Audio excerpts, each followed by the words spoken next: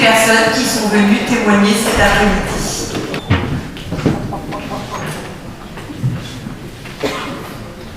Bonjour, déjà je vous remercie parce que c'est très riche, très dense mais très riche et j'ai appris beaucoup de choses, notamment sur la posture professionnelle, donc voilà, je vous remercie.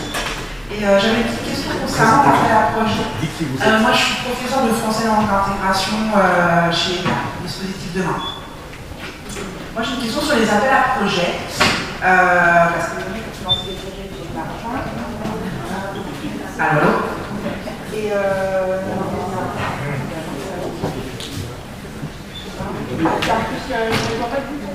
on va changer les filles. C'est peut-être juste les filles.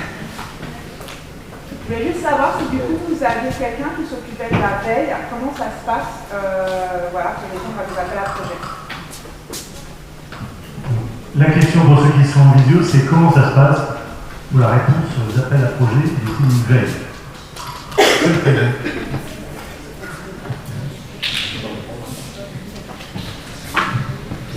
Nous, au niveau de l'association, on est abonné à plusieurs newsletters qui nous permettent de recevoir la veille. Donc on a régulièrement ces infos-là. Et puis après, on va sur le site internet pour les consulter. Aujourd'hui, il y a l'Excel qui envoie, l'Excel c'est un syndicat employeur. L'Excel, un syndicat employeur dans le secteur, et qui envoie régulièrement une newsletter. Et dans cette newsletter, vous avez tous les appels à projets en cours. Il y a le magazine Direction qui fait ça. Voilà. Et puis après, il faut aller sur les sites type CNSA, DGCS, ARS. Et département aussi, les départements.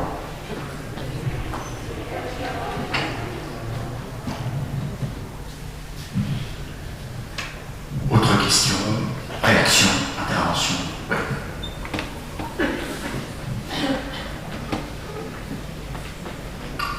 C'était une question pour François Bernard.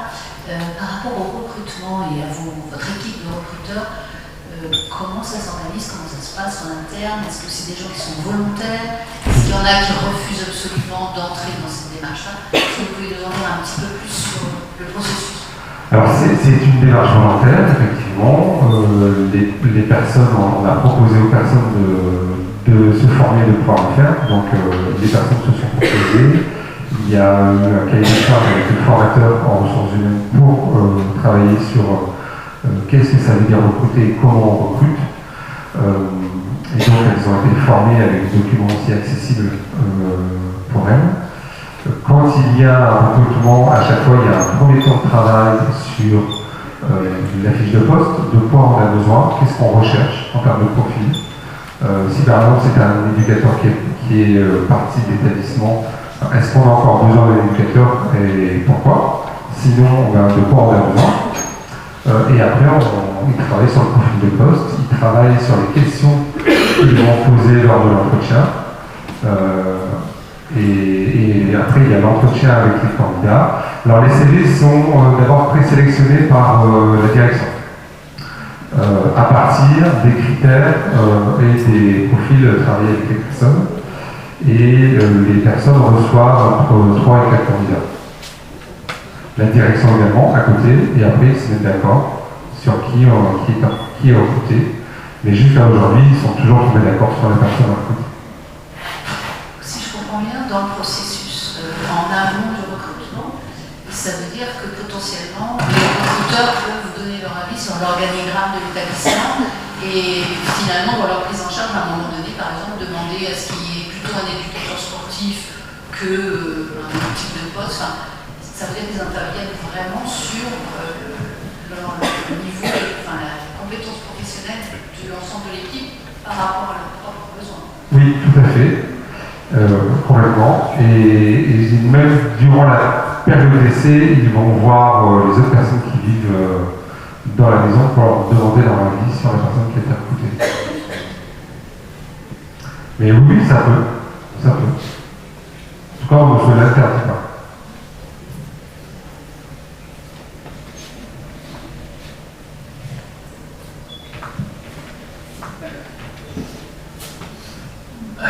En tout cas, merci pour cet intéressant échange qu'on a eu. toute la journée. Excusez-moi. Excusez-moi, je Claudine Nadeau, présidente d'un service d'aide et d'accompagnement domicile spécialisé dans la grande dépendance, personnes âgées, personnes handicapées et par ailleurs grand partenaire du SAMSA. Moi je voulais savoir au sein, parce que nous justement on est dans cette démarche d'autonomisation de nos salariés et je voulais savoir comment c'est vécu dans les équipes la plus grande place est laissée à l'usager, même si j'aime pas le terme, comment est-ce qu'ils ne se sentent pas dépossédés de leur pouvoir, de leur savoir-faire et de leur... Moi ça me pose des questions, puisqu'on est nous avec les cadres qui sont là, on est dans ce type de réaction et je pense que l'intérieur de notre salle, on a une centaine de salariés. Je pense que ça va poser pour certaines, quand on va leur parler de meilleure, parce que je disais tout à l'heure, les jeunes gens, meilleure répartition du planning, etc., ça va coincer. Je peux tenter de répondre à cette question. C'est vrai qu'il y a cette vision qui peut ressortir dans l'équipe, c'est-à-dire de se dire, on en parlait tout à l'heure dans une des interventions, où est ma place, où est-ce que je me situe du coup par rapport aux personnes qu'on accompagne. J'ai envie de dire qu'il faut retrouver en effet peut-être une place dans le sens où on parlait aussi des rééquilibrages des savoirs. Donc en effet, on n'est plus, en tout cas nous on essaie de développer cette posture-là où il n'y a plus la compétence du professionnel qui prime sur l'accompagnement et on est plutôt du coup sur le rééquilibrage où on va peut-être laisser en effet un petit peu plus de place. On va essayer en tout cas de laisser plus de place à la personne accompagnée pour qu'elle donne elle aussi son avis. Je pense qu'il faut que ça soit en effet accompagné, après tu pourras approfondir, mais d'un point de vue du management, c'est-à-dire que le but c'est pas de déposséder les professionnels, c'est vraiment d'avoir une nouvelle vision de l'accompagnement. Pour compléter, c'est vraiment quelque chose qui s'accompagne en fait, de manière collective en équipe, mais aussi de manière individuelle avec chaque professionnel. Tous les professionnels n'en sont pas au même niveau, n'ont pas la même facilité en fait à envisager et prendre une autre posture dans l'accompagnement. Je l'ai dit tout à l'heure rapidement, mais ça n'a pas été si simple que ça pour tous. Certains collègues sont partis en disant moi je ne me retrouve pas dans ce que tu me demandes. Voilà. Par contre, maintenant, les gens qui nous rejoignent, les gens qui sont là, ils y croient du comme père, si je puis dire. Je regarde là, ça va et je pense cette posture-là, en fait. À partir du moment où on est dans une pédagogie où on expérimente soi-même déjà ce que ça peut être avoir plus de pouvoir d'agir sur son quotidien professionnel, on peut tout de suite, c'est plus facile de se convaincre que c'est important de développer l'autodétermination pour pouvoir agir chez les personnes qu'on accompagne. Juste pour rajouter, il existe des formations sur l'autodétermination. Donc c'est aussi un des leviers de former son équipe justement sur cette nouvelle posture qui doit être adoptée. Et c'est des formations qui sont plutôt très intéressantes. Notamment de la pays il n'y a pas très longtemps pour tous les salariés. Ils sont tous ressortis en disant mais c'était génial.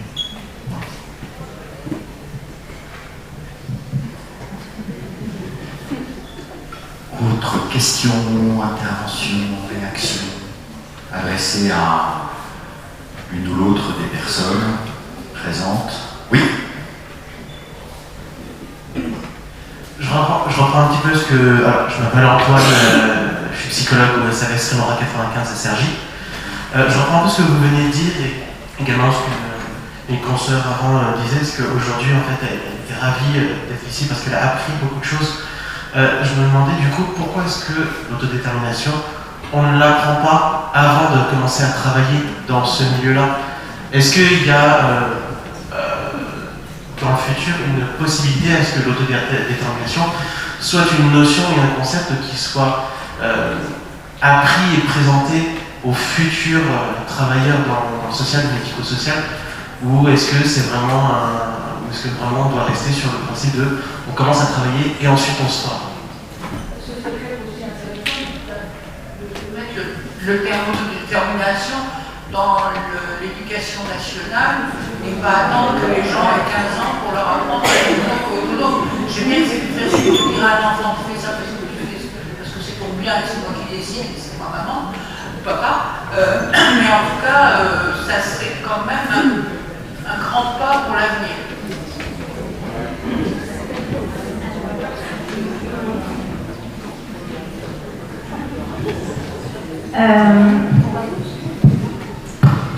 Alors je vais répondre.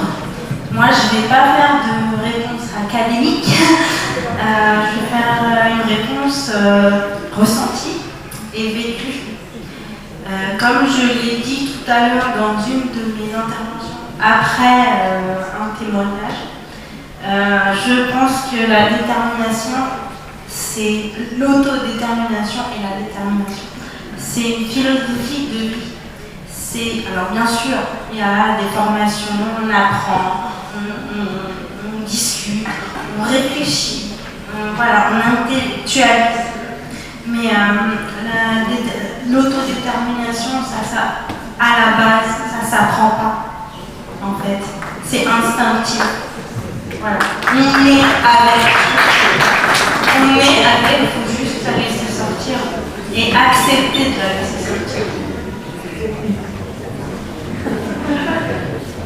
Et du coup, juste je voulais compléter un petit peu avec ça pour peut-être les professionnels en formation, c'est peut-être pas si instinctif que pour dire ça.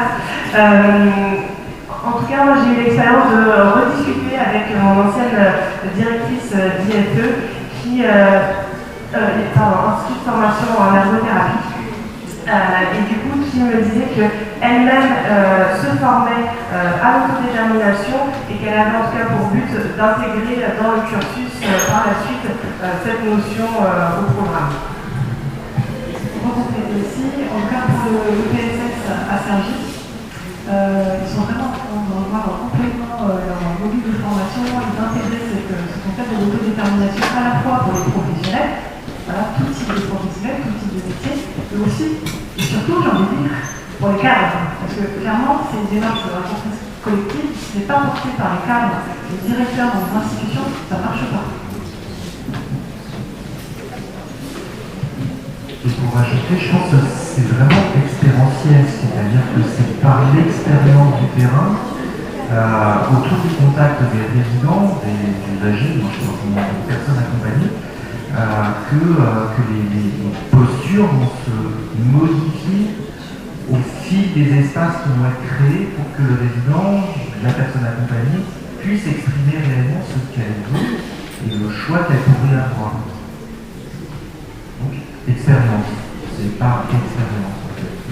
Je ne sais pas si c'est idée, mais en tout cas, moi je le vois plutôt en expérimentation permanente. Je leur donne un peu le micro à Julia parce que je sens qu'elle trépigne.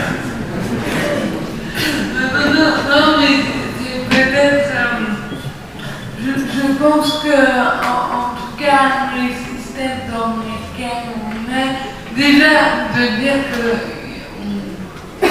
vous ne nous avez pas attendu pour faire de l'autodétermination, je pense que ce serait faux de croire ça et une forme de transformation des pratiques. Moi, je préfère le terme d'évolution, parce que ça voudrait dire que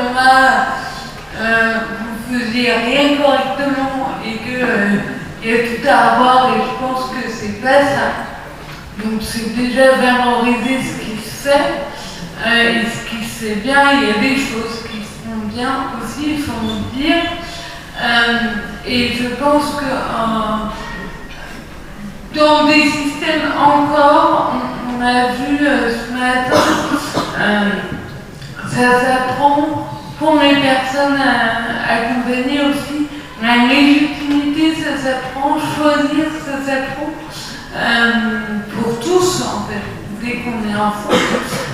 Donc il y a des gens qui ont plus d'appétence pour ça que d'autres, mais il faut aller en tout cas chercher ça, éveiller ça, et peut-être qu'en fait, avant l'autodétermination, et je travaille beaucoup sur ça, notamment avec la Fédération Paralysie Cérébrale en France, c'est comment dans les écoles de formation, on vient réinterroger la représentation et du handicap et de l'accompagnement. Et c'est un préalable, à mon avis, à l'autodétermination si on n'est pas d'accord ensemble pour dire que accompagner c'est être avec, pas forcément faire la place et que les personnes dites en situation de handicap sont d'abord des personnes à part. Vous pourrez les former à l'autodétermination et leur dire oui, on peut choisir, ça n'aura pas d'impact. Donc il faut déjà en premier socle faire une formation, à mon avis, de le cœur d'un accompagnement, qu'est-ce que c'est. Et pour ça, la fédération, il y a un projet d'intervenants experts d'usage. On fait monter en compétence les personnes qui vivent en femmes et en masse pour aller intervenir dans les lieux de formation sur un témoignage un peu outillé au-delà de raconter son parcours de vie, mais vraiment faire passer des messages méritants et déjà par ce biais-là, on fait bouger la représentation. Donc je pense qu'il y a peut-être pas deux étapes, mais il y a deux dynamiques à mettre en mouvement et surtout ne pas croire que vous faisiez rien de bon avant, ce serait faux, et heureusement. Mais voilà, c'est-à-dire qu'effectivement la formation, ça dépend des formations. Et les formations, ça peut être très concret et très proche du terrain, et je pense qu'effectivement la question d'expérimenter est vachement importante. Merci Julia. Pour continuer sur ça, moi je fais des journées de sensibilisation à l'école primaire et collège et lycée. Pour moi, l'avenir, c'est dans les rapports d'enfants. Dans ce sens, les problèmes et quelqu'un qui aura un B ou un S, et il faut qu'on arrive à donner envie de travailler à côté, sans être créatif du handicap. Et c'est ma quête depuis culturelle, déjà, avec mon pratique le sport, que je vois que m'aider en handicap à faire beaucoup de choses, comme le sport ou autre chose. Il faudrait que on est aussi un chemin comme eux, qui rêvent, qui projet et qui croient en soi. Et encore souvent pour que l'avenir soit meilleur que le présent.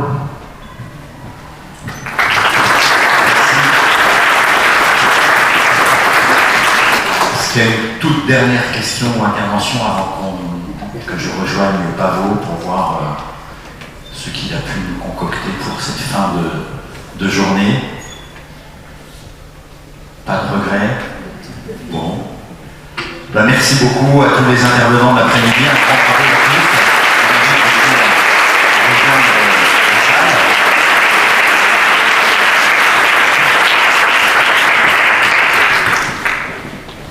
Alors Pavo, qu'est-ce que tu nous as prévu pour la fin de journée?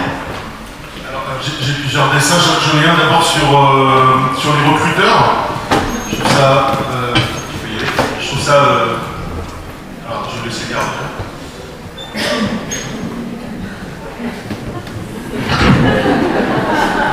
J'ai trouvé l'idée géniale, et moi toujours avec les idées géniales, on se dit mais pourquoi on ne l'a pas eu avant? Évidemment, il faut permettre aux usagers envisagez de recruter les gens qui s'occupent d'eux. Voilà. Qu'est-ce que j'ai? Ah oui, alors à cette heure-ci, c'est un peu les dessins auxquels vous avez échappé. C'est ceux que j'ai faits, que j'ai pas passé dans la journée. Alors, il y en a un qui est assez absurde, que je vais balancer sur le commentaire.